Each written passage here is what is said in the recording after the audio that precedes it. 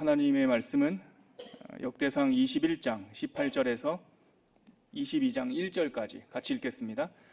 여호와의 천사가 갓에게 명령하여 다윗에게 이르시기를 다윗은 올라가서 여부스 사람 오르난의 타작마당에서 여호와를 위하여 제단을 쌓으라 하신지라. 이에 갓이 여호와의 이름으로 이런 말씀대로 다윗이 올라가니라. 그때 오르난이 밀을 타작하다가 돌이켜 천사를 보고 오르난이 4명의 아들과 함께 숨었더니 다윗이 오르난에게 나아가매 오르난이 내다보다가 다윗을 보고 타작마당에서 나와 얼굴을 땅에 대고 다윗에게 절하매 다윗이 오르난에게 이르되 이 타작하는 곳을 내게 넘기라. 너는 상당한 값으로 내게 넘기라. 내가 여호와를 위하여 여기 한 제단을 쌓으리니 그리하면 전염병이 백성 중에서 그치리라 하니 오르난이 다윗에게 말하되 왕은 취하소서. 내 주 왕께서 좋게 여기시는 대로 행하소서. 보소서 내가 이것들을 드리나이다. 소들은 번제물로, 곡식 떠는 기계는 화목으로, 밀은 소제물로 삼으시기 위하여 다 드리나이다 하는지라. 다윗 왕이 오르난에게 이르되 그렇지 아니하다. 내가 반드시 상당한 값으로 사리라. 내가 여호와께 드리려고 내 물건을 빼앗지 아니하겠고 값없이는 번제를 드리지도 아니하리라 하니라. 그리하여 다윗은 그 턱값으로 금 600세겔을 달아 오르난에게 주고 다윗이 거기서 여호와를 위하여 제단을 쌓고 번제와 화목제를 드려 여호와께 아뢰었더니 여호와께서 하늘에서부터 번제단 위에 불을 내려 응답하시고 여호와께서 천사를 명령하심에 그가 칼을 칼집에 꽂았더라. 이때 다윗이 여호와께서 여부스 사람 오르난의 타작마당에서 응답하심을 보고 거기서 제사를 드렸으니 옛적에 모세가 광야에서 지은 여호와의 성막과 번제단이 그때의 기브온 산당에 있었으나 다윗이 여호와의 천사의 칼을 두려워하여 감히 그 앞에 가서 하나님께 묻지 못하더라. 다윗이 이르되 이는 여호와 하나님의 성전이요 이는 이스라엘의 번제단이라 하였더라. 아멘. 오늘 말씀은 지난주 토요일날 묵상한 역대상 21장 사건과 이어지는 내용이고 그 역대상 21장 전반부 사건의 결론부에 해당됩니다. 무슨 사건이 있었습니까? 기억나시죠? 지난 토요일날 목사님께서는 이렇게 요약하셨어요. 다윗의 일생일대의 가장 큰 2가지 범죄 사건 중에 하나다. 그 하나는 우리가 잘 알고 있듯이 사무엘하 11장에 나와 있는 이 밧세바를 범하는 사건이고 이 2번째 이 사건은 인구계수 사건이죠. 때는 다윗이 다시 한번 분열된 나라를 통일하고 통일 이스라엘의 왕이 된 지 약 35년쯤 흐른 다윗 통치 말기의 사건입니다. 다윗이 40년을 다스렸으니까 35년쯤에 있었다 하면 거의 통치를 마무리하는 그 시점이에요. 다윗이 인구조사를 했죠. 그래서 그 땅에 전염병이 3일 동안 일어났습니다. 이 사건을 보면서 우리가 오늘 본문을 묵상하기에 앞서서 이 사건의 의미를 먼저 잠시 다시 한번 생각해 보셔야 돼요. 왜냐하면 우리는 이런 의문을 가질 수 있거든요. 아니 그까지 뭐 인구조사한 게 무슨 큰 죄라고 7만 명이 죽는 전염병을 보내시나? 너무 하나님 너무 잔인한 거 아니에요? 뭐 이런 분이 무슨 사랑의 하나님인가? 이런 의문 드시지? 저만 들었죠? 네. 저만 이거 많이 들어요. 이거 너무 잔인하잖아요. 그렇죠? 인구조사가 뭐 그렇게 대단한 거라고. 근데 여러분 이 이면을 보셔야 돼요. 인구조사를 왜 했습니까?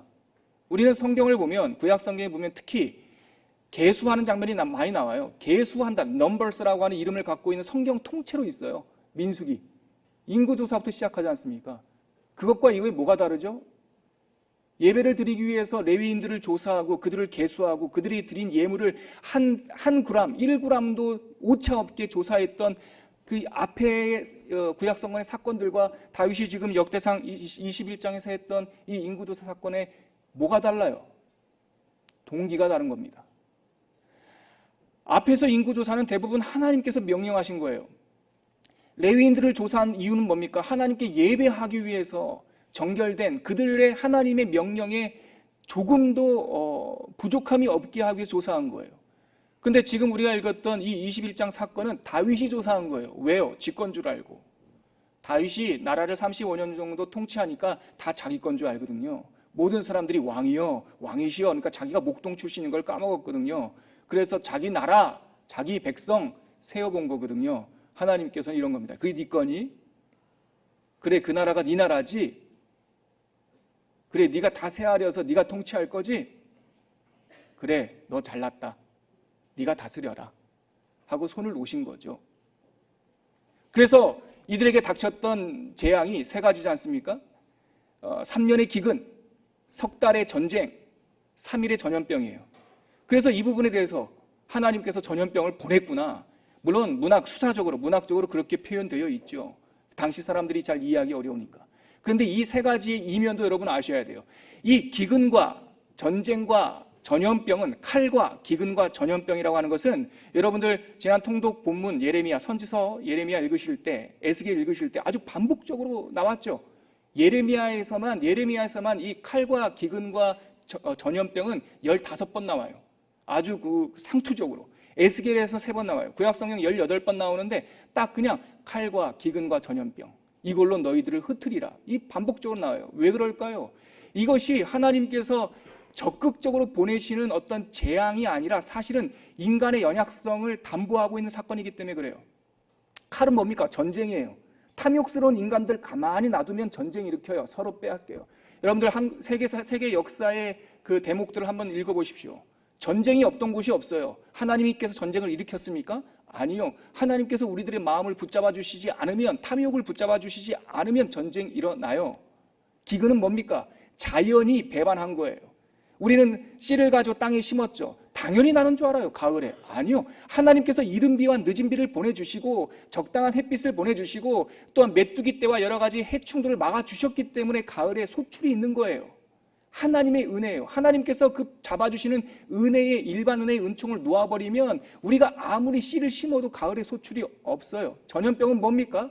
우리가 늘 건강한 줄 알아요. 아니요. 여러분, 요즘의 현대의학, 진단의학에서 밝혀내듯이 우리는 수많은 박테리아와 바이러스 속에서 살아가요. 우리 손에도 우리의 치명적인 바이러스들이 있어요.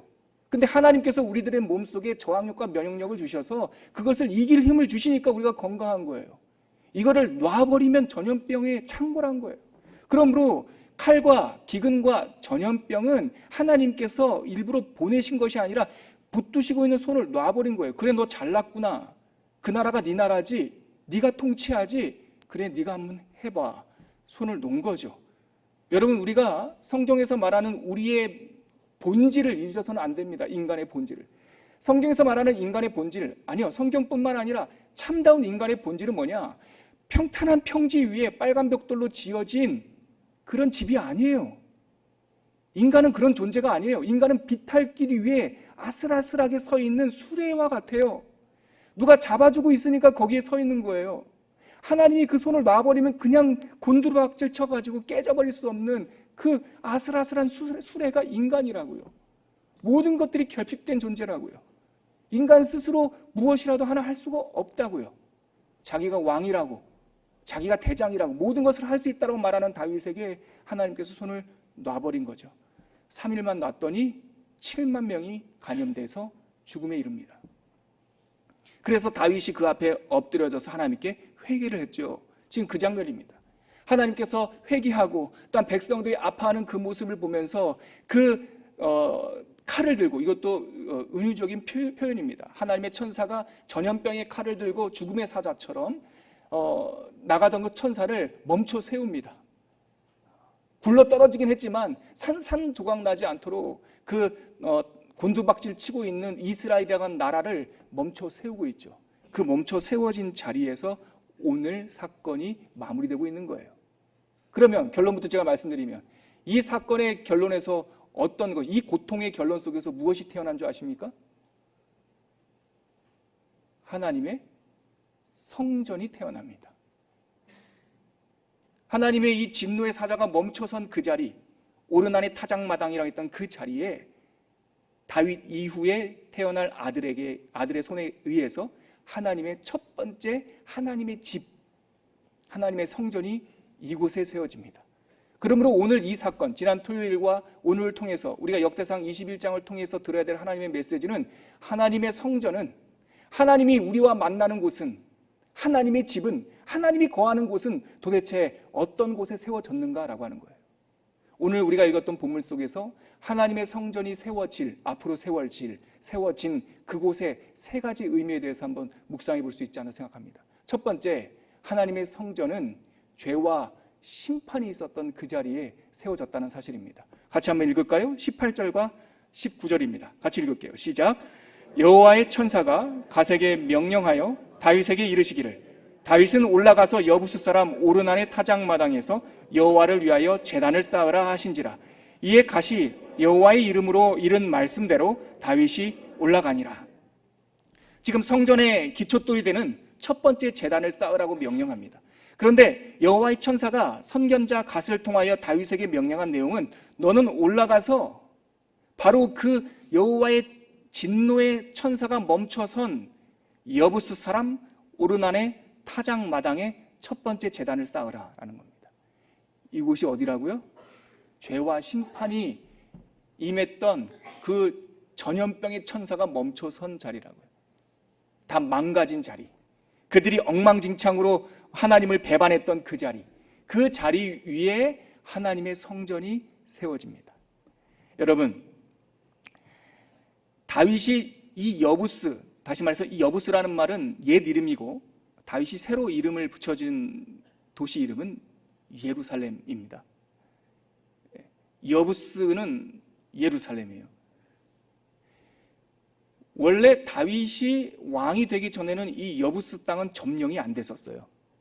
여전히 그 땅에 살고 있던 가나안 사람들이 살고 있던 땅이에요. 다윗이 왕이 되고 이 여부스 땅을 점령을 했어요. 점령한 지 적게 잡아도 30년이에요. 점령한 땅이라고요, 이미. 그러면 그 곳곳에 승전지도 있고 격전지도 있고 수많은 기념물이 될 만한 성벽들과 지점들이 있단 말이에요. 근데 하나님께서는 그 여부스 땅, 예루살렘 땅에 여러 좋은 기억이 있는 곳이 아니라 나쁜 기억이 있는 곳을 택하여 성전을 세우셨다. 저는 개인적으로요, 그 예루살렘을 홀리랜드라고 부르는 것에 사실 좀 마음이 불편합니다. 결론적으로는 홀리랜드일 수 있지만 그 예루살렘이 특별한, 우리 한국식으로 말하면 영험한 곳이 아닙니다. 괜히 그곳에 성지순례 가셔서 괜히 그곳에서 감동받으시고 거기에 있는 돌멩이에 손 얹고 기도하고 이런 거 저는 개인적으로 안 하고 싶습니다. 똑같아요, 여러분. 그 땅이 홀리랜드가 아니라 그 땅은 실패의 땅이에요. 처참히 깨진 땅이고 하나님을 대신해서 자기가 왕이 되려고 계수했던 사람들이 7만 명이 피 흘린 땅이에요. 그곳에 성전이 세워졌다는 사실을 여러분들 아셔야 됩니다. 하나님의 교회는 멋진 곳, 승리한 곳, 우리가 성공한 곳, 우리의 승전가가 울려 퍼지는 곳에 하나님의 교회와 하나님의 성전이 세워지는 것이 아니라 우리가 철저히 깨진 곳, 우리가 부정된 곳, 우리가 실패한 곳에 하나님의 교회가 세워집니다. 성공한 곳에 하나님의 제단을 쌓는 것은 세상의 문법, 우리가 실패한 곳에 회복의 성전이 세워지는 것은 하나님의 문법. 예전에 여러분, 한때 모르겠습니다. 서점가에서 갑자기 그런 유행이 있었어요. 명문대를 나온 종교인들이 뜨는 유행이 있었습니다. 그래서 불교계에서는 하버드에서 화개사까지라고 하는 책이 베스트셀러가 되었고, 우리 기독교에서는 하버드 출신의 어떤 선교사님 이야기가 베스트셀러가 되었습니다. 제가 속물들 얘기하는 것이 아니라 우리 얘기하는 겁니다. 우리는 목사가 하버드 나오면 한 번 더 쳐다봅니다. 우리는 목사가 박사 가운 입고 설교단에 서면 한 번 더 쳐다봅니다. 성경은 아니요 라고 말합니다. 하버드 나오고 명문대 나오고 집을 부자였는데, 저 사람은 잘생겼는데, 저 사람은 모델이었는데, 저 사람은 유명했는데 목사가 되었어. 아니에요, 여러분. 그런 거. 그거는 세상의 문법. 저 사람은 죄인이었는데, 저 사람은 술주정병이었는데, 저 사람은 구두닦이였는데 하나님을 만나서 하나님의 사람이 되었다. 이게 하나님의 방법이죠. 다윗은 왕이었는데 백전백승했는데 그 모든 전쟁에서 가장 큰 승리를 거둔 곳에 예루살렘 성전을 세웠다가 아니에요. 다윗은 쓰러졌는데, 그 백성은 죽었는데, 그 백성은 하나님의 진노로 7만 명이 죽었는데, 그 죽은 그 폐허 위에 하나님의 성전이 세워지는 거예요. 우리가 교회된 자리가 바로 그런 자리예요. 우리 것 내밀지 마세요, 여러분. 제발. 내가 누군데 그러다가 전염병이 창궐합니다. 내가 누군데 그러다가 전쟁이 일어납니다.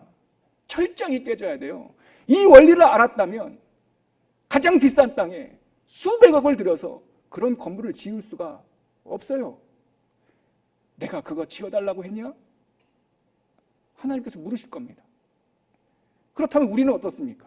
우리는 무엇을 가꾸어서 무엇을 얻어서 하나님께 드리려고 오늘도 고군분투하십니까? 그냥 나는 죽었소 하는 게 하나님의 교회가 세워지는 첫걸음입니다, 여러분. 우리가 실패한 그 자리에 예루살렘 성전이 세워졌습니다. 두 번째, 어떤 곳에 세워졌습니까? 변두리, 이름 모르는 땅에 세워졌습니다. 이어진 본문 한번 읽어볼까요? 20절부터 24절인데 한번 같이 읽죠. 시작. 그때 오르나니 미를 타작하다가 돌이켜 천사를 보고 오르나니 4명의 아들과 함께 숨었더니 다윗이 오르난에게 나아가매 오르난이 내다보다가 다윗을 보고 타작마당에서 나와 얼굴을 땅에 대고 다윗에게 절하매. 이 대목에서 한번 끊고 가죠. 그래서 하나님께서 올라간 그곳이 어디였냐면 올라가 보니 오르난이라고 하는 여부스 사람이 밀을 타작하는 곳이에요. 그리고 천사가 거기에 멈춰 섰을 때 이 오르난이라고 하는 이방인은 4명의 아들과 함께 두려워 숨었어요. 자, 이 장면 보십시오. 승전지가 아니라 이방인. 그래서 오르난을 꼭 묘사할 때 여부스 사람 오르난이라고 말해요. 하나님께서 택하신 곳이 어떤 곳입니까? 유명한 명문가의 땅이 아닙니다. 다윗의 고향도 아닙니다. 여부스 사람 오르난이 곡식을 떨고 있는 구릉지대입니다. 성지순례 가보신 분 계시겠지만 그 지금 황금 보스가 서 있는 그 언덕, 예루살렘 언덕, 거기가 바로 성전이 있던 자리입니다. 예루살렘 성전이 있던 자리. 거기가 살기 좋은 땅입니까? 아니요, 여러분. 살기 좋은 곳은 요단강이 흐르는 평지 초원이 살기 좋아요. 거기는 나무도 잘 못 자라는 척박한 구릉지대입니다. 그 땅, 변방의 땅, 30년 전에 정복해도 쓸모없기에, 좋은 땅이 아니기에 그냥 여부스 사람 살으라고 놔둔 그 땅, 그 땅이 하나님께서 택한 성전의 땅이었다는 거예요. 이게 하나님께서 일하시는 방법입니다. 요단강 옆에 초원, 푸른 초장이 있는 땅이었다고 한다면 누구나 봐도 다 좋은 땅인 줄 알아요. 그렇기 때문에 하나님께 영광을 돌리는 것이 아니라 지정학적 위치를 따지길 거예요. 근데 하나님께서 선택하신 그의 집터는, 하나님의 집터는 척박한 땅, 나무도 잘 자라지 못하는 그 메마른 구릉지대였다는 거예요. 예수님께서 어느 땅에 사셨습니까? 스불론과 납달리, 가버나움에 사셨어요. 그곳을 가리켜서 성경은 어둠의 땅이라고 그래요. 근데 하나님께서는 그 어둠의 땅을 택하셔서 빛이 임하게 하셨어요. 예수는 예루살렘에 살지 않았고 이미 성지가 된 홀리랜드가 돼버린 예루살렘에 살지 않았고 이스라엘의 변방인 납달리와 스불론 땅 변방의 갈릴리 가버나움에 사셨어요.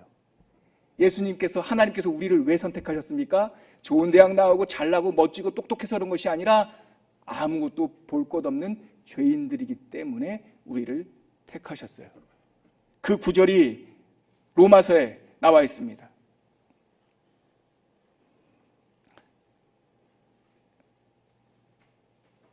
고린도전서에 나와 있습니다. 죄송합니다. 고린도전서 1장 말씀에 보면 하나님께서 우리를 택하신, 우리를 하나님의 성전토로 택하신 이유가 거기 나오는데요. 고린도전서 1장 26절부터 28절 제가 빠르게 한번 읽어드릴게요. 여러분 누르는 한번 따라 읽으시죠. 제가 읽어드리겠습니다. 형제들아, 너희를 부르심을 보라. 육체를 따라 지혜로운 자가 많지 아니하며 능한 자가 많지 아니하며 문벌 좋은 자가 많지 아니하도다. 그러나 하나님께서 세상에 미련한 것들을 택하사 지혜 있는 자들을 부끄럽게 하려 하시고 세상에 약한 것들을 택하사 강한 것들을 부끄럽게 하려 하시며 하나님께서 세상에 천한 것들과 멸시받는 것들과 없는 것들을 택하사 있는 것들을 폐하려 하시나니 이는 아무 육체도, 29절은 우리 함께 읽을게요. 시작. 이는 아무 육체도 하나님 앞에서 자랑하지 못하게 하려 하심이라. 아멘이시죠? 우리를 왜 택하셨다고요? 아무 육체도 하나님 앞에서 이건 내 거요 자랑하는 사람이 없게 하기 위해서 문벌 좋은 자도 아니고 똑똑한 사람도 아니고 가진 사람이 아닌 문벌 없는 사람, 미련한 사람, 없는 사람, 약한 사람, 천한 사람을 택하사 하나님께서 하나님의 성전으로 세우셨다는 거예요. 하나님의 성전은 어느 곳에 세워졌다고요? 여부스 사람 오르난의 타작마당, 풀 한 폭 자라지 않는 공터, 30년 전에 정복했지만 쓸모없어서 버려둔 그 땅에 하나님의 성전이 세워졌습니다. 세 번째, 그럼 하나님의 성전은 또 어떤 성전에 세워졌을까요?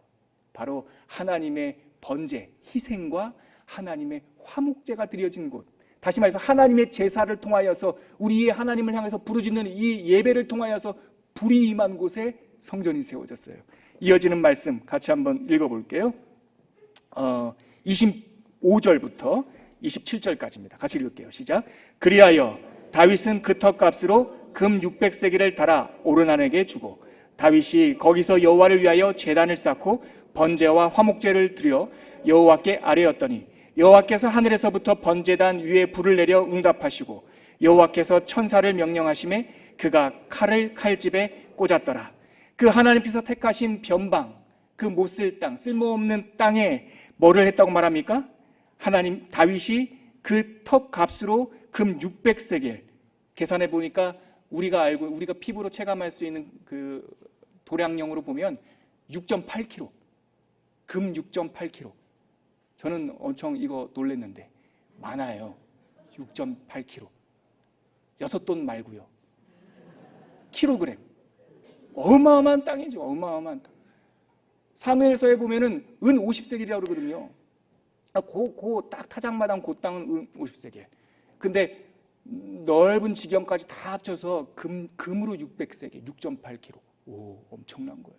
그 쓸모없는 땅을 극상품 진주로 여겨서 마태복음 13장 보면 천국은 마치 하나님의 나라는 마치 극상품 진주를 구하는 장사꾼과 같으니 그가 두루 다니다가 진주를 보매 자기의 모든 것을 팔아 그 진주를 샀느니라. 천국은 누구라고요? 장사꾼. 천국은 하나님. 다시 말해 이 장사꾼이 하나님이라는 거예요. 돌아다니다가 진주 하나를 봤는데 너무 좋아가지고 자기를 다 팔아서 그걸 샀다는 거예요. 하나님이 우리를 샀다라는 거예요. 이 쓸모없는 땅을 금 600세겔을 주고 샀다는 거예요. 6.8kg를 주고 어마어마한 대가를 치르고. 그런데 그냥 치렀다는 게 중요한 것이 아니라 그 위에 하나님의 희생의 제사를 드려요. 그리고 하나님과 화목하는 화목제사를 드려요. 그랬더니 그곳에서 하나님의 불이 임재해요. 그곳이 성전터가 되었어요. 무슨 얘기입니까 여러분? 이거 우리 얘기. 오르난의 타작마당은 무엇을 얘기하고 있습니까? 이 2500년 전에 있었던 이 이야기는 도대체 무엇을 지금 얘기하고 있습니까? 니네들이 어찌하여 하나님의 성전이 되었는가를 예전의 역사적 사건을 통하여 우리에게 주신 하나님의 메시지예요. 오르난의 타작마당은 어디입니까? 오르난의 타작마당은 누구입니까? 우리죠. 하나님께서 볼품없는 우리를 사셔서 값을 주고 사셔서 거기서 예수 그리스도께서 번제로 드리시고 히브리서 6장에 보면 이 말씀이 있어요. 우리에게 제단이 있으니 장막에서 예배드리는 자들, 옛날 사람들은 먹지 못할 제단이다. 그러나 그 제단에 예수께서 희생의 피로, 희생의 제물로 드려주셨다. 히브리서 6장에 있던 말씀 아닙니까? 우리가 이 볼품없는 오르난의 타작마당 같은 우리가 하나님의 극상품 진주로 선택한 바다, 예수 그리스도께서 핏값으로 우리를 사시고 이곳에서 예수 그리스도께서 십자가 예배를 드리시고 이곳에 사도행전 2장 말씀 보면 성령의 불이 임하셔서 우리가 뭐가 되었어요? 교회가 되었어요. 성전이 되었어요. 아멘이시죠? 이게 고린도전서에 있어요, 여러분. 고린도전서 6장 말씀 한번 찾아보실래요? 고린도전서 6장 19절과 20절.